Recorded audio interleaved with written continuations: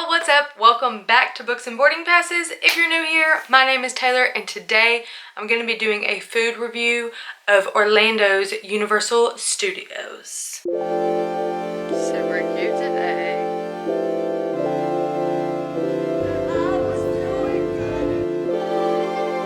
Okay, so as some of y'all might know, I'm not very good at vlogging while on vacation. So this is going to be part me sitting here talking, shocker, and part me horribly vlogging. So let's just start this off. This is super late.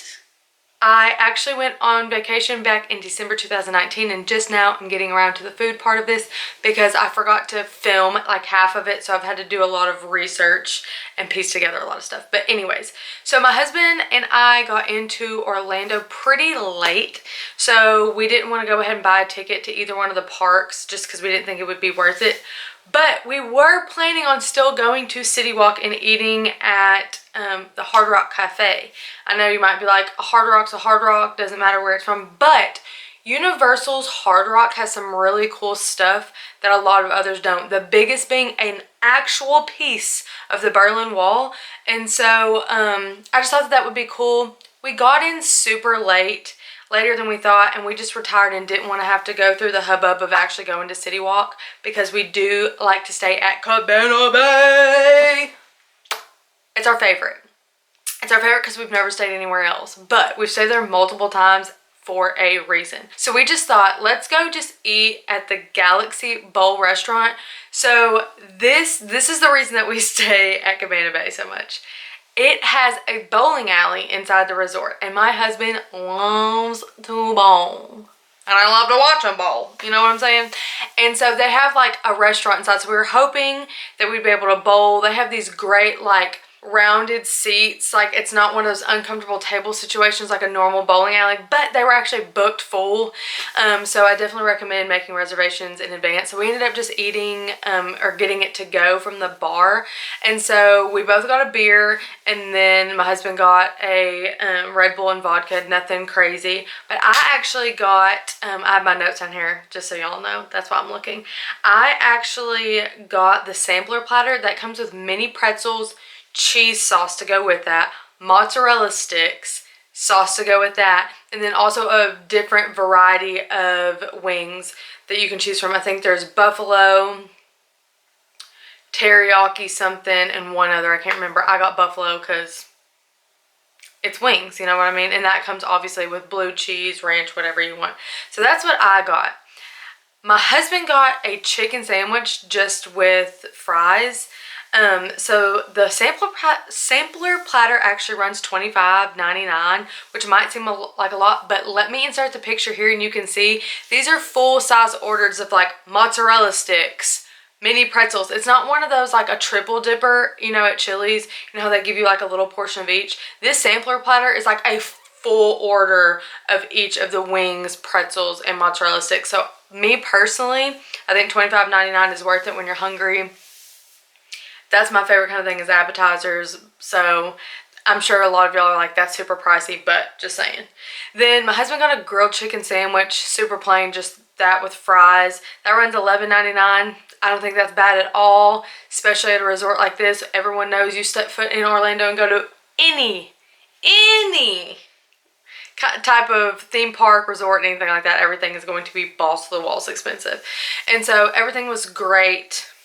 I would give it, out of like, considering it's bar food pretty much, 100% would give it a 4 out of 5 stars. Hands down. We'll eat again.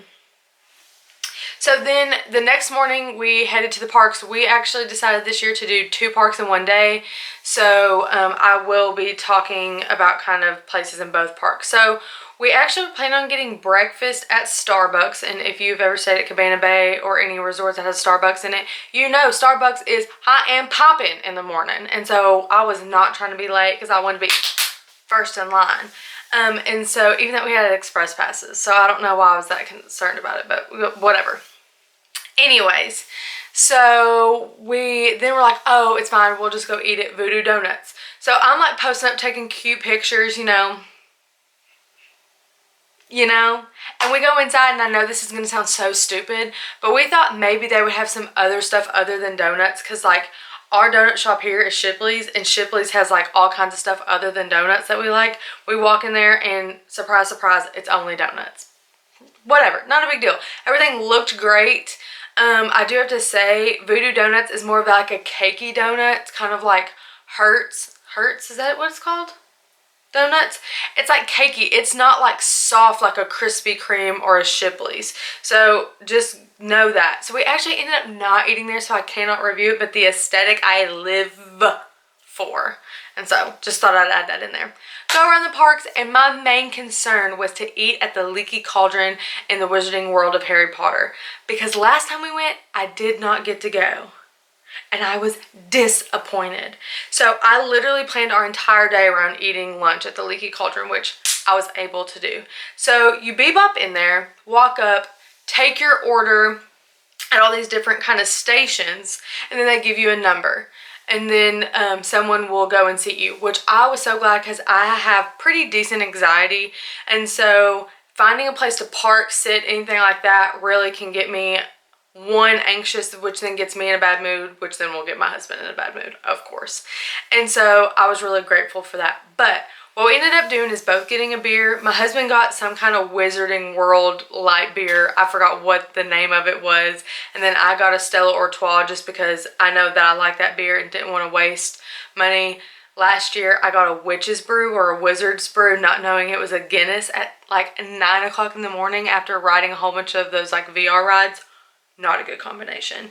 Both of those ran $10.49, which obviously is pretty expensive for a beer, but it did come in a pretty decent size. I like to call that concert beer prices. If you go to a lot of concerts, you'll know what I'm talking about. I then ordered fish and chips because, duh, why would I not? That ran $16.99, and then my husband got a chicken sandwich. Again, shocker, the boy loves a grilled chicken sandwich, which was $12.99. Both of these came with a plethora of fries. Everything was really great. What, I had the chicken sandwich? Yeah, but you like took everything off of it. It was bread, chicken, cheese, pretty good. Fries are pretty good. They made a really good drink suggestion for you that you ended up like thinking was pretty good, right? Yeah, I don't even remember the name, something apple cider. Yeah, that was pretty good. Okay, so then I got fish and chips. Huge. One fish. I mean, they gave me 3 pieces of fish that were bigger than my hand, and fries. And like I'm talking about like steak fries, like huge. And really good. Batter was really light and good. It came with this sauce that I never like sauces that go with fish. I'm just like not into that, but it was good. And then I had Stella, which I know that I like. So everything was good there, but it was so much food I couldn't even eat it. I ate one of the big pieces and then all the fries. So I do think it was good. I do think that it was really expensive buying 2 meals and then 2 alcoholic beverages. Wouldn't you say, babe? Yeah. What was it, like $52? Yeah, I think so. Yeah. That's a lot. Yeah, so there's that.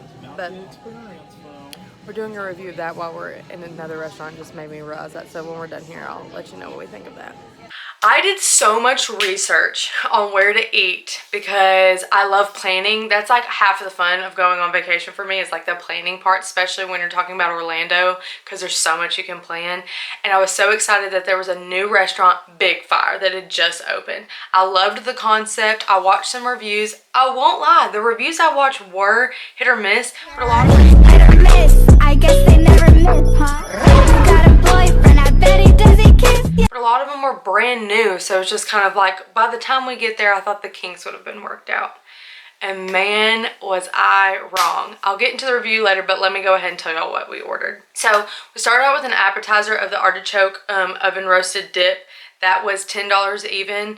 I would like to consider myself any type of artichoke dip connoisseur. This was very dry. Very dry. If you're going for that creaminess, that goodness, no honey. Steer clear. Steer clear. I got the signature burger. I actually really liked the burger itself. I'll insert a picture. It has like a cute little big fire stamp on the bun and everything. I thought it was really good. But then again, steak fries. Steak fries at Leaky Cauldron in here. I'm not a fan personally. I know a lot of people are. I am not, because I want something to be crispy, crunchy, like, and steak fries just don't give it to you like that. The signature burger was $16, by the way, and so that came with just a burger and fries. My husband got some type of steak, and I honestly can't remember if it was like a sirloin or it was a filet, but I remember it being somewhere between $22 and $30. Now this comes with 2 sides, which my husband chose to get smashed potatoes, and I want y'all to know what smashed, I want y'all to hear me not say, I am not saying the word mashed, I'm saying the word smashed. What? It literally is like a small potato that somebody got a fork and was like, boop, on top of it. It's literally a smashed potato. It's not like done up all creamy and stuff. It literally looks like someone stepped on a potato. Just saying. And y'all know I like a potato. Y'all know I'm about that starch life. Then he got mac and cheese.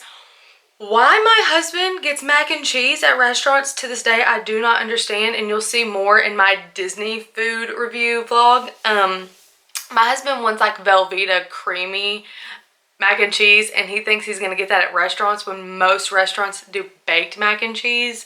So it's just drier. It's not where it's at.